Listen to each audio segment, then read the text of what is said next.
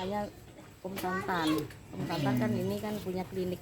Dia selalu kalau ada sakit apa, minta apa selalu minta pertolongan pertama lari ke situ.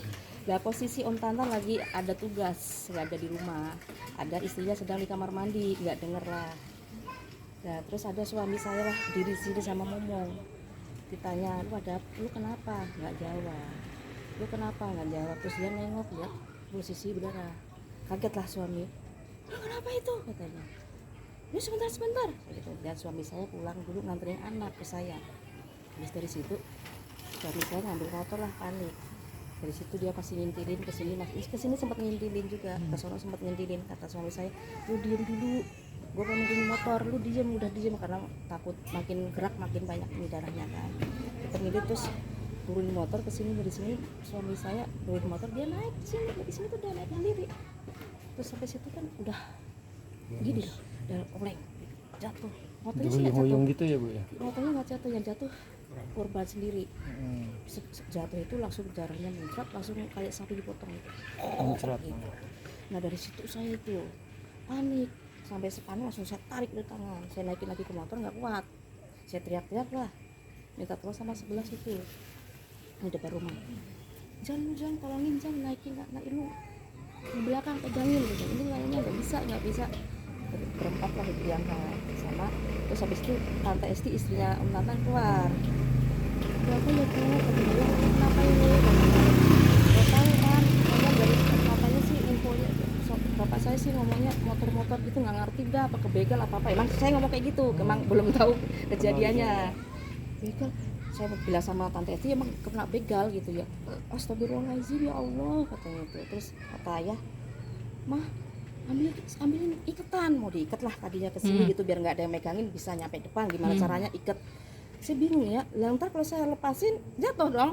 Saya cuma teriak-teriak nggak ada orang. Nah Tante Esti lah masuk ke dalam untuk ngambil selimut anaknya buat nutupin ini. Terus itu terus jalan tuh ya, namanya kondisi udah pingsan ya, nggak stabil motornya, oleng aja terus. Dari situ udah saya nggak tahu ngikutin selanjutnya, nggak tahu ya, udah berhenti aja di situ saya. Bu, dari yang Bu lihat kondisi lukanya itu Di mana ya? Aku nggak tahu ya, cuma di sini aku kan memang dari dia udah meninggal, dari dia udah sini aku nggak belakang karena di sini emang jangan datang kan dari Polsek, dari Jakarta, dari Jakarta Timur, Jakarta Selatan, dari Sidoarjo datang semua gitu loh. Jadi saya nggak bisa kemana-mana, nggak tahu keadaannya lukanya gimana nggak tahu. Ya pokoknya setahu saya yang dipegang aja. Oh, yang di sebelah leher berarti leher kanan. Oke. Berarti Ibu menggunakan motor ke rumah sakit terdekat? Iya. Kondisinya masih bernyawa atau memang? Masih bernyawa. Masih. Tapi udah nggak bisa, ya itu pingsan, udah nggak sadar diri. Berarti saat kejadian itu manggil nama pelaku itu benar nggak sih Bu? Ya infonya saya nggak tahu, sebenarnya di rumah. Itu juga kan suami saya sama dia dari posisi udah di rumah. Karena kan nganterin ke rumah sakit, istrinya sama kakak iparnya udah datang, suami sama itu pulang gitu loh. Udah kan kasarnya udah nggak ada urusan kan gitu loh. Yang penting kita selamatkan dulu ke rumah sakit, dia bawa pulang. Nah itu infonya kan ngomongnya sama istrinya. Katanya. Pada saat dia terhuyung-huyung gitu Bu, di sini ada omongan apa lagi Bu? Dia nggak ngomong, cuma ngucapin 3 kata, Om Tantan minta tolong. Dia mau masuk kali udah bingung, jadi posisinya cuma berhentinya di pas kepala mobil. Nah habis itu dipanggil suami saya, baru dia ngikutin suami saya. Kondisi korban bajunya udah berdarah semua? Udah basah, tapi nggak kelihatan darah karena bajunya baju gelap.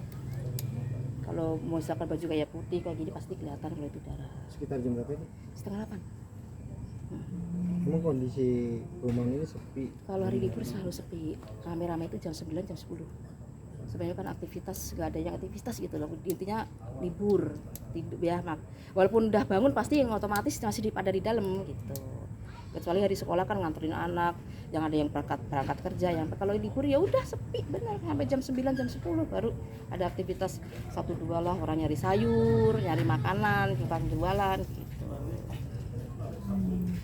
Untung kalau sosok dari korban sendiri seperti apa sih Bu kalau di lingkungan? Menurut saya baik, sama saya selalu baik, emang seluruh nongkrongnya selalu di sini.